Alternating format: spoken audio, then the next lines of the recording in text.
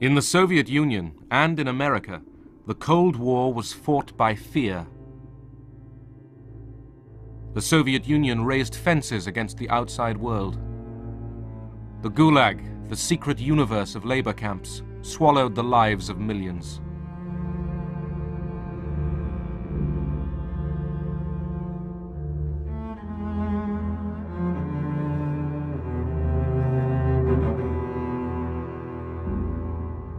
Both sides turned their fear inwards against their own people. They hunted the enemy within. Communism in reality is not a political party. It is a way of life, an evil and malignant way of life. It reveals a condition akin to disease that spreads like an epidemic. And like an epidemic, a quarantine is necessary to keep it from infecting this nation.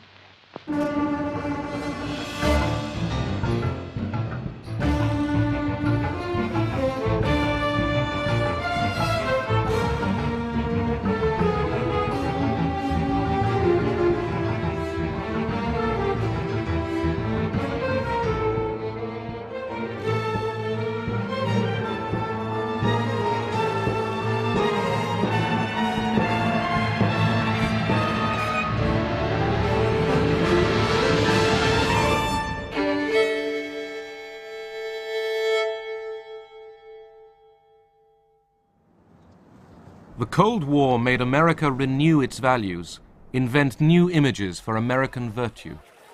Men and women in all walks of life, we are shareholders in the greatest enterprise on earth, the United States of America, unlimited. Our strength lies in the character of our people, young in heart, independent in thought and nature, skilled of hand. American enterprise has harnessed fire and water, wind, sun, and soil to produce an abundance of everything. Was communism out to destroy all this? American propaganda said it was.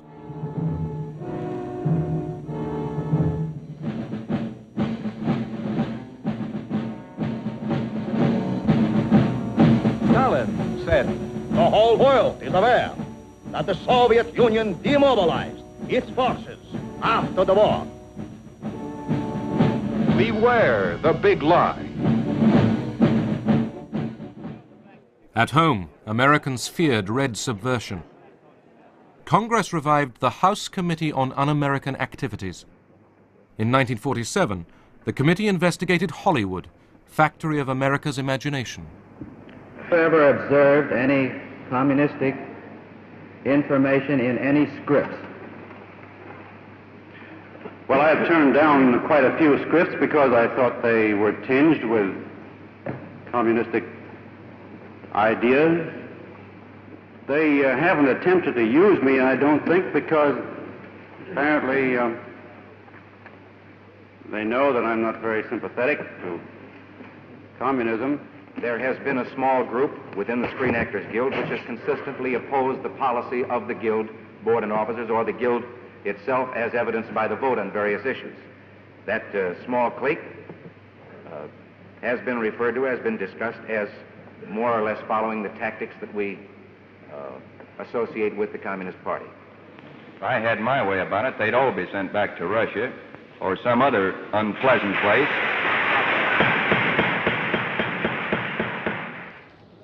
10 witnesses, the Hollywood 10, defied the committee's right to ask about their beliefs. Are you a member of the Communist Party? Or have you ever been a member of the Communist Party? It's unfortunate and tragic that I have to teach this committee the basic principles of Americanism. That's not the question. The question is, have you ever been a member of the Communist Party? I'm framing my answer in the only way in which any American citizen can frame his then you denied, question then you, which invades his, absolutely invades then his you right. denied, you refuse to answer that question. Is that correct? I have told you that I will offer my beliefs, my affiliations, and everything else to the American public, and they will know where I stand, as they do from what I have written. Stand away from the stand. For Americanism for many years, and I shall stand away from the stand. Fight for the Bill of Rights, which you are trying to take destroy. This man away from the stand. Others from the film industry demonstrated their support for the constitutional rights of the 10. Are you or have you ever been a member of the Communist Party? I believe I have the right to be confronted with any evidence which supports this question. I should like to see what you have. Oh, well, you would. Yes. Well, you will pretty soon. The witness is excused. Either you completely cooperated with the committee, which meant saying yes or no to the question about whether you were a communist or ever had been. And if the answer was yes, as it was in my case, we knew the next question was who else was, and we certainly didn't want to go into that. The 10 were imprisoned. With hundreds more, they were blacklisted, their livelihoods taken away. People generally in Hollywood were pretty scared to have anything to do with us. Whereas before we went to prison, they had not been nearly as scared, and there were plenty of undercover arrangements that were made to write scripts under pseudonyms for a good deal less money than you were accustomed to being paid. There were a couple of possible suicides as a result of it. There were a good deal of misery. Americans feared that the enemy would take advantage of their freedoms, that agents of communism were undermining America. A Soviet spy ring unearthed in 1946 led investigators to Alger Hiss, who had been a wartime foreign policy advisor. He was accused of passing secrets to the Soviet Union by a former communist, Whittaker Chambers. Have you ever seen this individual who is standing? I have. Do you know him? I identify him.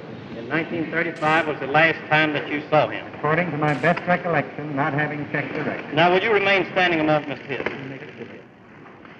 Do you know? Hiss firmly denied that he had betrayed his country. New evidence of communist activities in government circles is promised by the House Committee on Un-American Activities.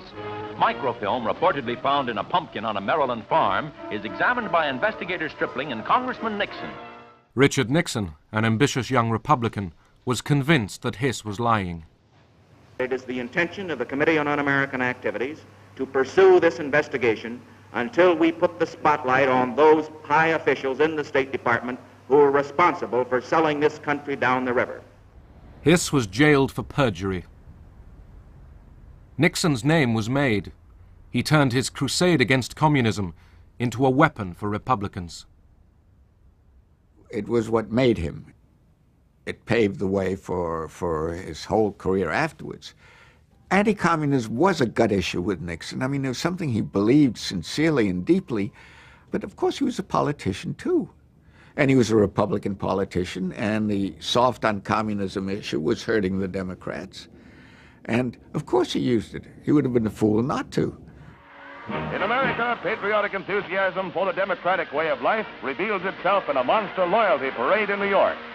Everyone from vets to youngsters reveals his inborn dislike of communism. America. Anti-communism became the language for a new, more defiant vision of America.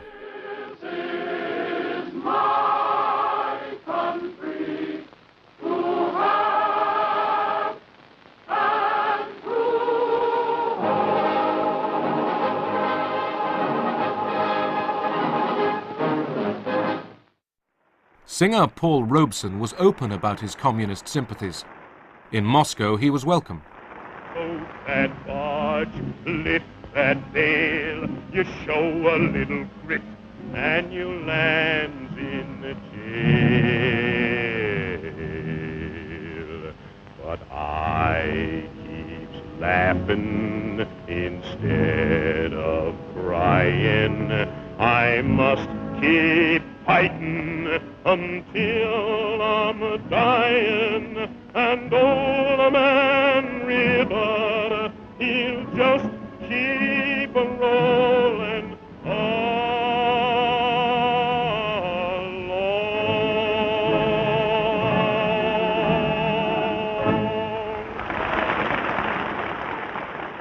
In America, people were less friendly.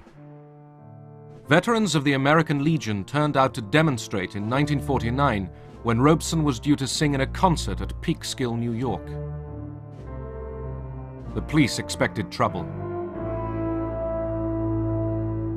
The slogans of the demonstrators, it went, go back to Russia, you white niggers, for instance, over and over. Commies, niggers, Jews. You got in, but you're not going to get out alive. Hitler didn't finish the job. We will. The concert turned into a riot.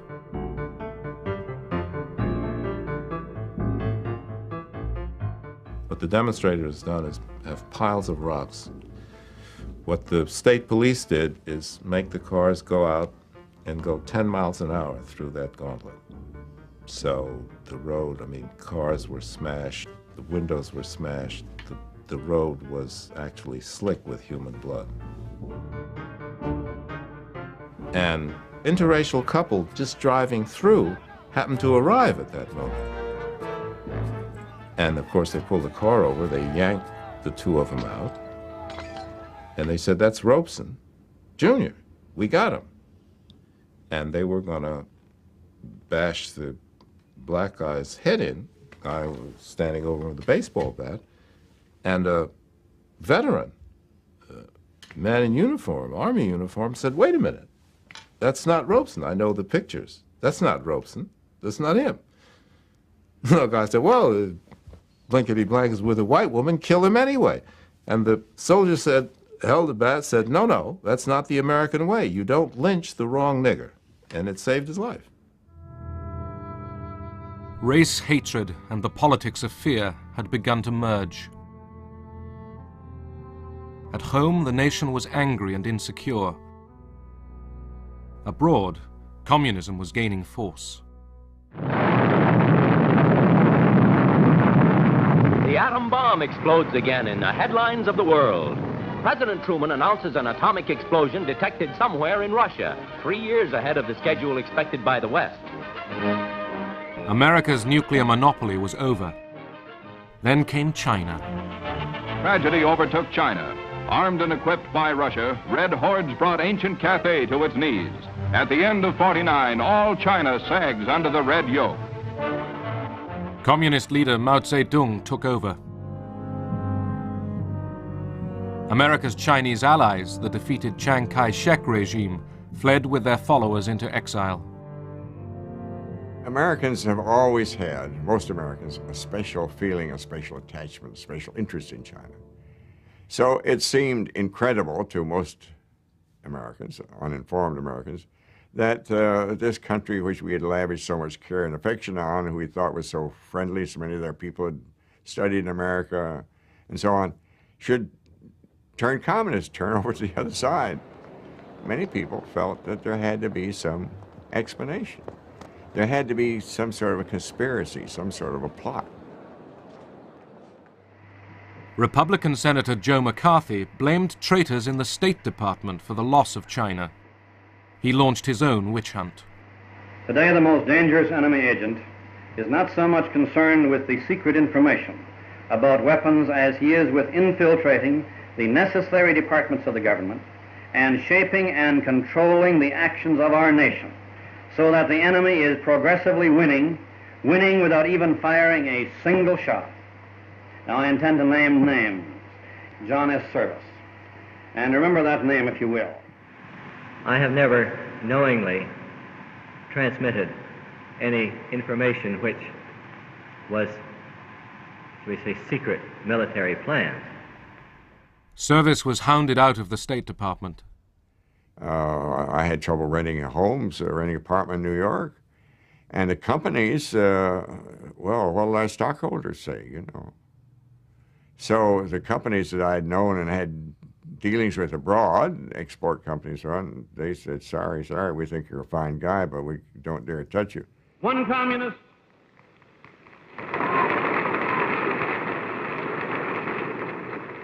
one communist on the faculty of one university is one communist too many.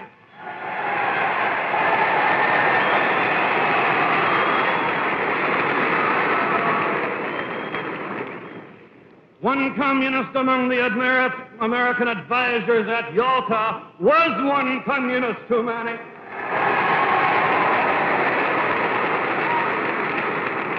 And even if there were only one communist in the State Department, even if there were only one communist in the State Department, that would still be one communist too many. President Truman tried to dismiss McCarthy's attacks. Not a single person who has been adjudged to be a communist or otherwise disloyal remains on the government payroll today.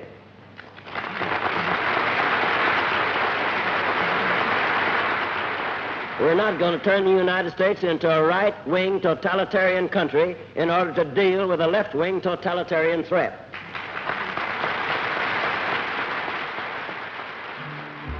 But leaders of the American Communist Party were jailed, and the persecution spread.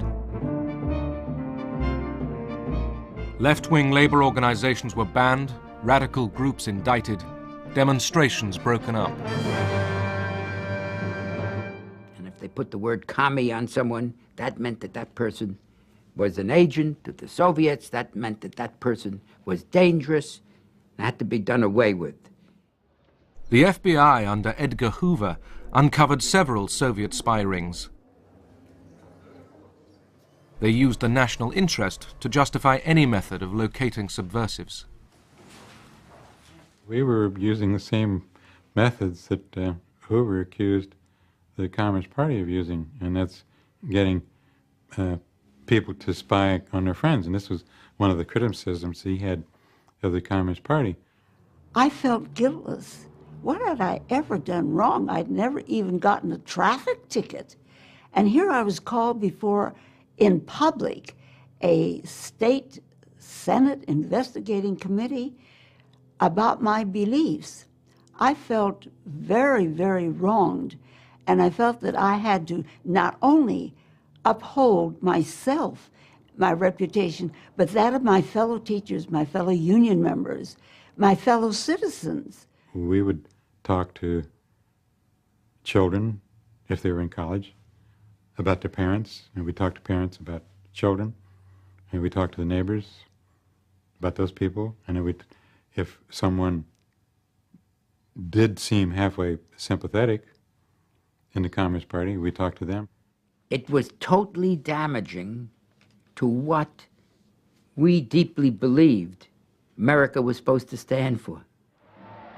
In the 1952 presidential election, General Eisenhower, the Republican candidate, chose the red-baiting Richard Nixon as his running mate. Eisenhower mocked the Democrats for being soft on communism. The future of this country belongs to more courageous men. It belongs to men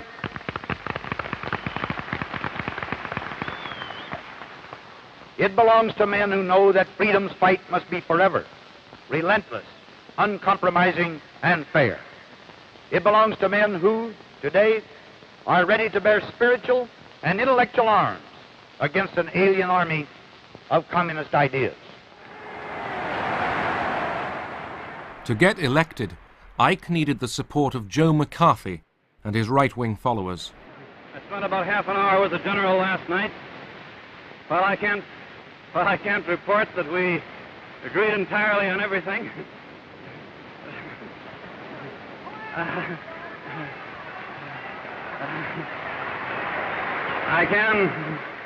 I can report that when I left that meeting with the general, I had the same feeling as when I went in, and that is that he's a great American, will make a great president, an outstanding president.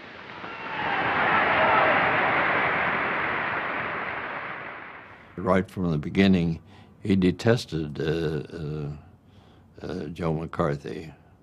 McCarthy was the first-class demagogue, and Eisenhower just couldn't stand that type of person. Eisenhower's old wartime commander, General Marshall, was accused by McCarthy of treachery. Intimidated, Ike dropped words praising Marshall from an election speech he made in McCarthy's home state.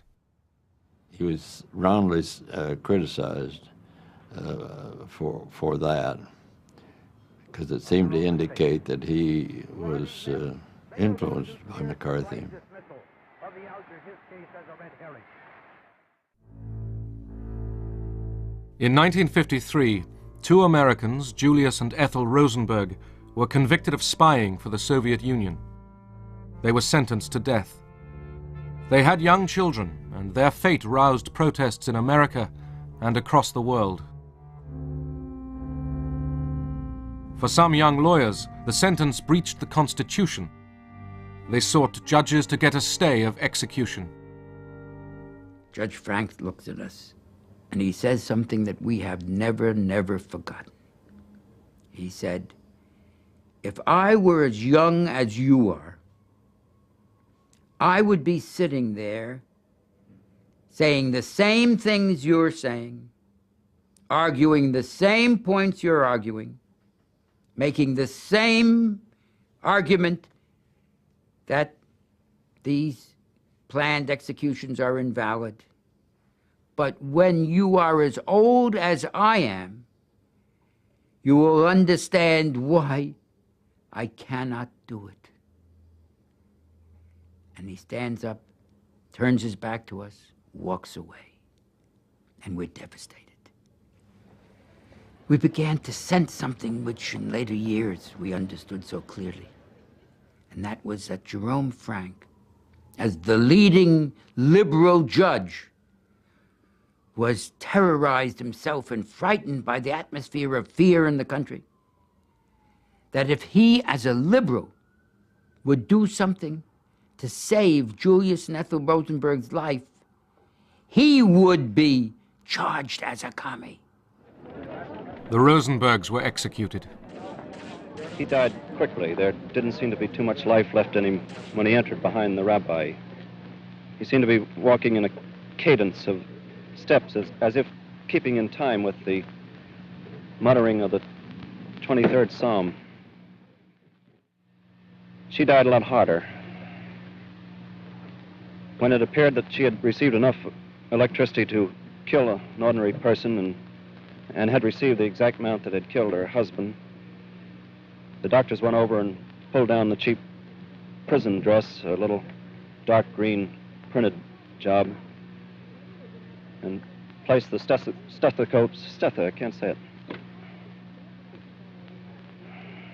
placed the stethoscopes to her, and then looked around and looked at each other rather dumbfounded and seemed surprised that she was not dead.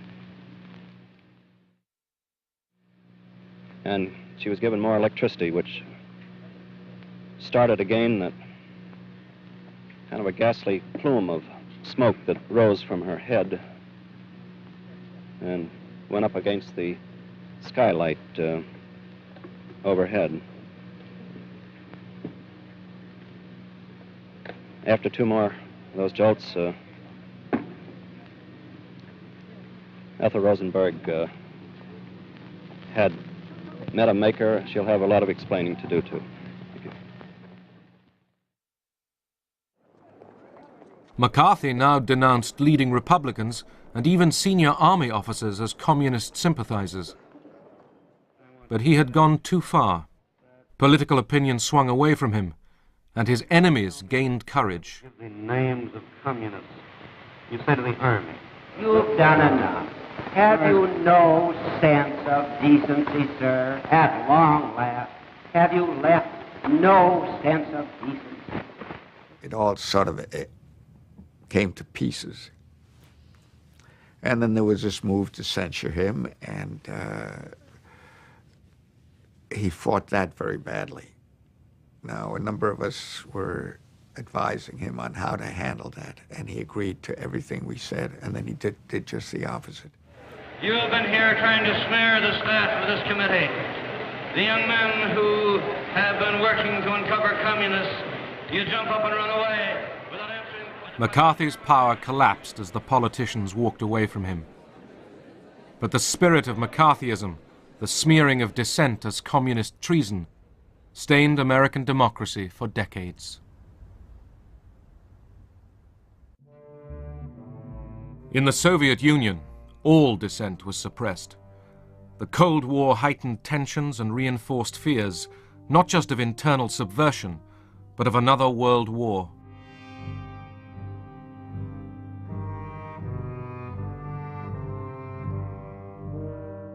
Obsessively, Stalin spoke of the danger to world peace, the need for vigilance against internal enemies. Conformity was enforced by police terror and by a slavish cult of Stalin's personality.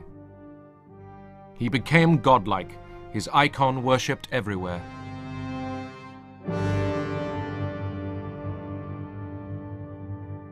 For those who did not conform, there was silence and death behind the barbed wire.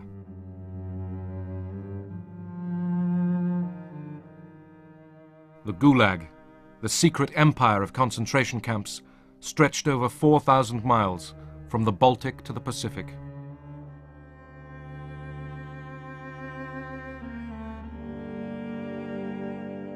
In the Cold War years, the camps continued to devour the lives of millions.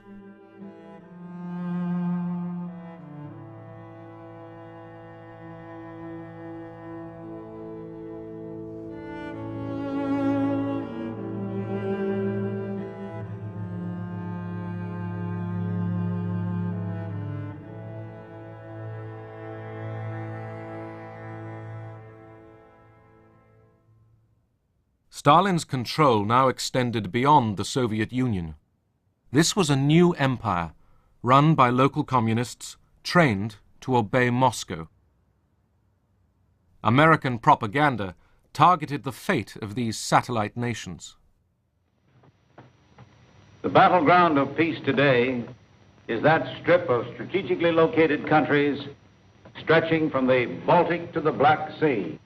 They are not big countries geographically, but they contain 70 million freedom-loving people, our kind of people, who share our culture and who have sent millions of their sons and daughters to become part of these United States.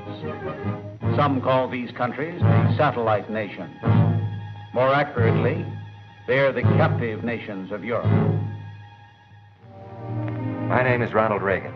Last year, the contributions of 16 million Americans to the crusade for freedom made possible the World Freedom Bell, symbol of hope and freedom to the communist-dominated peoples of Eastern Europe. In Western Berlin, great crowds turned out to see it raised to the tower of the West Berlin City Hall. The campaign was secretly funded by the CIA. As well as fine words, Americans sent armed exiles back into the Soviet Empire. This was the effort of the CIA, and the young refugees were recruited. They were trained in haste in all kinds of subversion, sabotage, intelligence. They were given cameras, the short radio stations, codes, and were simply sent there. But the regime did penetrate all these training camps, and the reception committee was waiting for these people and arresting them. Zbierane, żądane przez wywiad amerykański, jak zdjęcia, dokonywane obiektów przemysłowych, mostów, torów kolejowych. Niechaj tę prawdę. For the Polish authorities, these intrusions justified even harsher repression. The party called for vigilance against spies and saboteurs.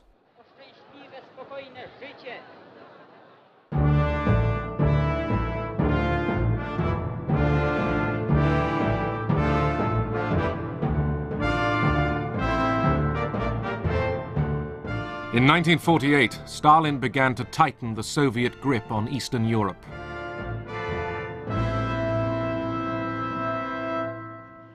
In Yugoslavia, Marshal Tito had defied Stalin and broken away from the Soviet bloc. Moscow abused him as a traitor, a deserter to the camp of American imperialism. Stalin moved fast to prevent Tito's mutiny spreading to other satellite states, like Czechoslovakia.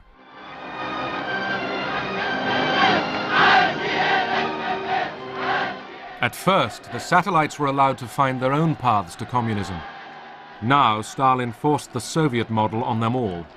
Everyone must march, shout, obey.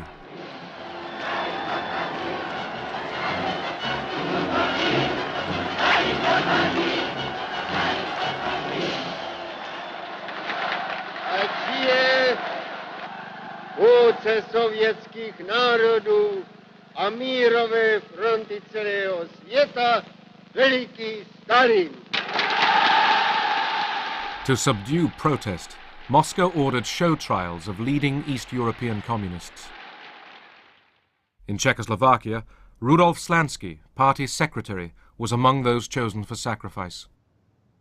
Stalin needed to discipline his new camp, his new empire.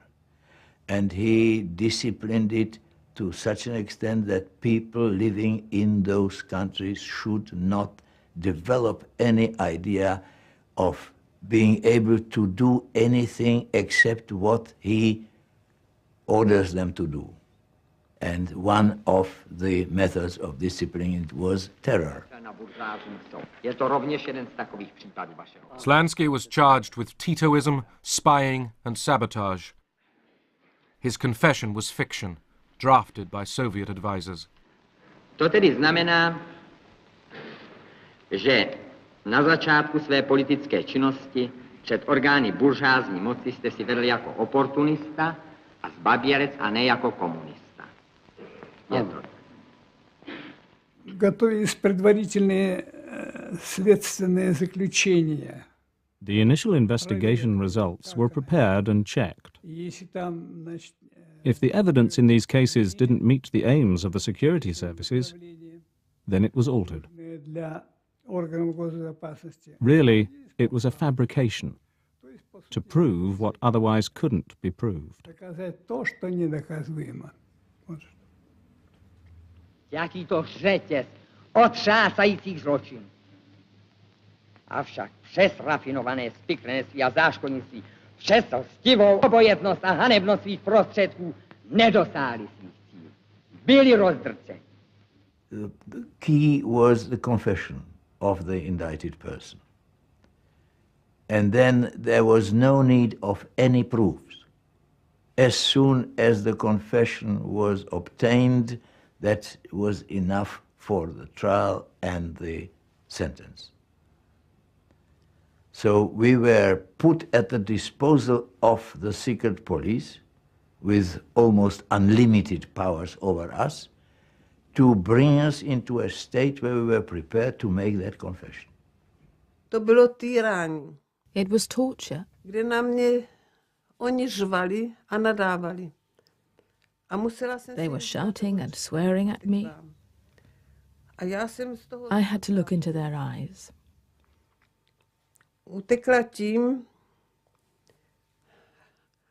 At the beginning, I avoided this, but then I had to repeat their obscenities.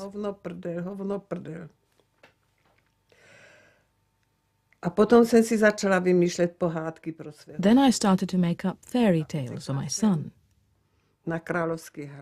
I got into an imaginary world of castles and princes and animals. So when they shouted at me, I didn't have to answer them. I only looked into their eyes while I was making up these fairy tales. A vymýšlela jsem tyto pohádky. A ty jsou napsané. No. Není to lehké. It's not easy. Já se nelituju. I don't feel sorry for myself.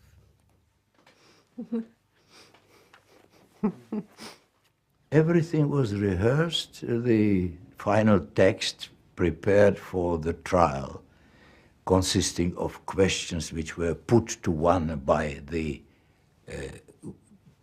general attorney and the president of the court and so on, were listed, and your answers were listed. Přišel jsem do dělnického hnutí jako člověk buržázního původu. Můj otec byl zámožným vesnickým obchodníkem. Vyrůstal jsem v prostředí obchodnické rodiny a to ovlivnilo mé osobní vlastnosti a můj charakter. Vstoupil jsem v roce 1921 do komunistické strany a přišel jsem tam s různými maloměšťáckými názory, kterých jsem se nezbavil. To vedlo k tomu, že jsem se nestal skutečným komunistou a že jsem jako komunista nejednal. Slansky and 10 others were hanged in December 1952, their ashes scattered over the ice on an unknown country road. Stalin had shown his power. While he survived, it meant death to disobey him.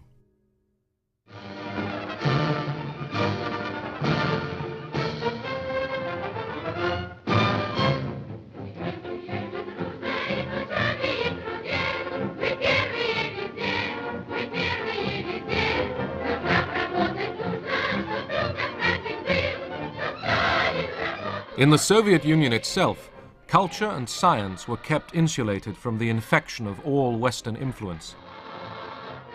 The arts, painting, literature, music, were regimented by the doctrine of socialist realism.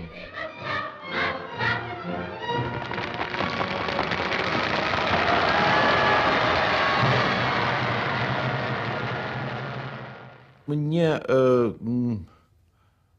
кажется, что участие Сталина Stalin's interference with the work of the Bolshoi theatre was done with love and good taste. и любовью.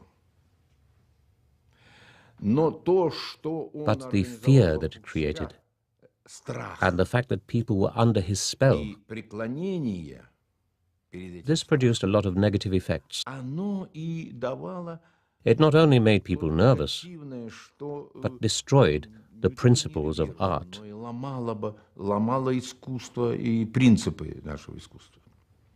Fear of Stalin's disapproval paralyzed the creative arts. Dmitry Shostakovich was reprimanded by the party for departing from the principles of socialist realism.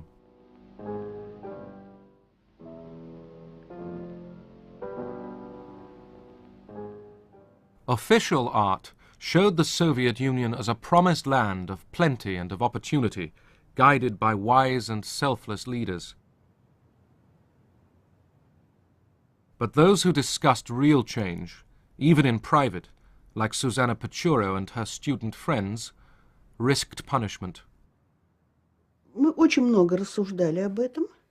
We discussed a lot, and we came to the conclusion that what was happening then was completely different from what we were taught to believe. Соответствует тому, что нам рассказывают. It wasn't socialism. Что это никакой не социализм. Susanna joined a secret discussion group. Aged 17, she was arrested, charged with treason and terrorism. 3 of her friends were executed. Говорят, собирайся, поедешь. They said, get ready. You come with us. Собираться, одеваться. I went to get dressed behind the screen in the room, and I clearly realized then that I would not be coming back. At that moment, I could see myself in the prison cell. Later, when I really was in the prison cell, I kept thinking back to that moment.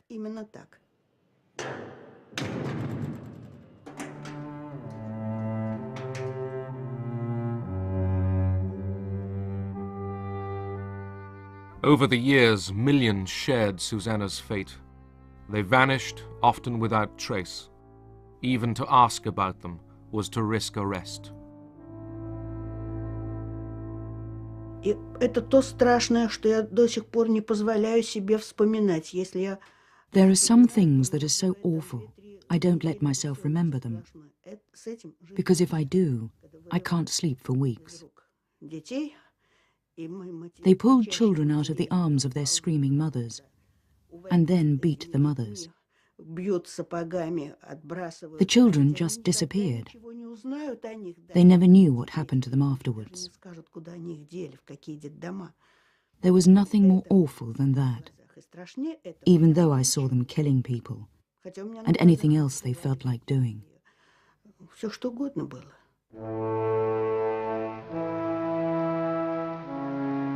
In 1952, Stalin presided over the 19th Congress of the Soviet Communist Party. The hall was packed with foreign delegations gathered to honor him.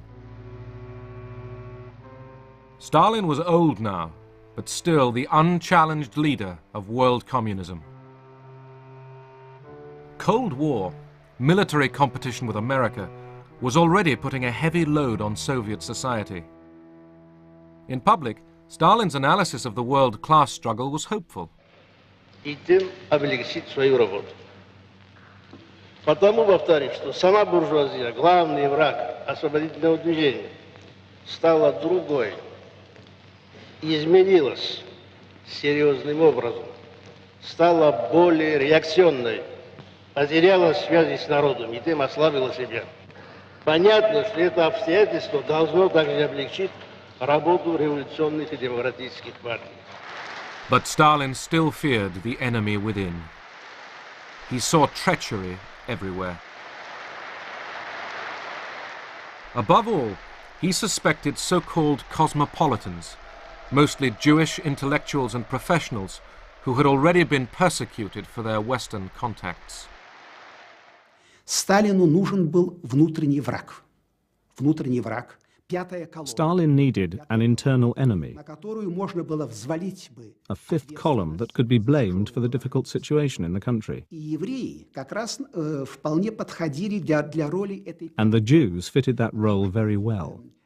Евреи были, так сказать, традиционно как-то, имели. Because many Jewish families in the post-war years had someone in the United States, relatives or acquaintances. В послевоенные годы был кто-то, кто когда-то уехал в Соединенные Штаты, какие-то родственники. So to present Jews as the fifth column, agents of American imperialism, was very convenient. Американского империализма, как они писали, было очень удобно. In January 1953, 9 Kremlin doctors were accused of plotting with Western intelligence to kill Soviet leaders. Я должен сказать, что, конечно, все это было спровоцировано. The doctor's plot was instigated with Stalin's approval. Операция против врачей. Stalin had been suspicious of doctors for a long time before that. Недоверие. Так что это болезненное такое состояние. This was all due to his illness, made worse by his old age, and by his lifelong ideology that the enemies who always surround you should be constantly eliminated. Врагов, которых без конца вокруг тебя много. One of the doctors, Yakov Ettinger, died under torture. His son was arrested and interrogated. Они хотели добиться от меня какого-то признания. They wanted me to make a confession, to make a statement that I was in the know. Фактов преступного неправильного лечения моим отцом. That I was familiar with certain facts which showed that my father and other doctors were wrongly treating certain patients. Я у некоторых бывал, они добивались от меня этого признания. Но They wanted me to make this kind of statement, but they didn't get it from me, even though twice I was sent to the punishment cell. 2 раза я сидел в карцере. 5 of the 9 doctors were Jewish. The affair inflamed Russian anti-Semitism. Jews were denounced and purged throughout the medical profession and beyond.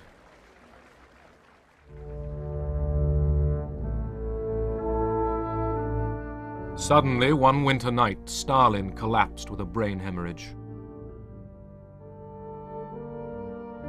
No one dared to treat him as he lay half-conscious on the floor. Eventually, on the 5th of March 1953, he died.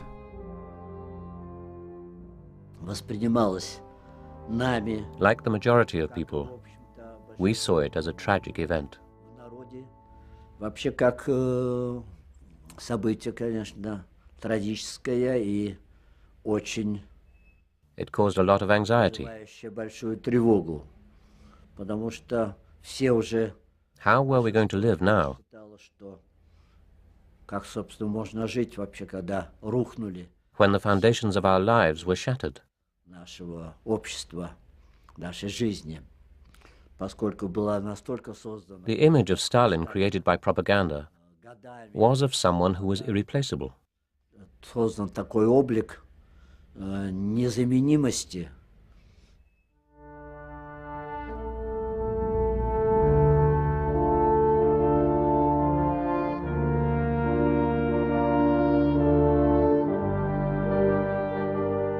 Stalin had towered over the Soviet Union in peace and war for more than 20 years. Even those who hated him could not imagine a future without him.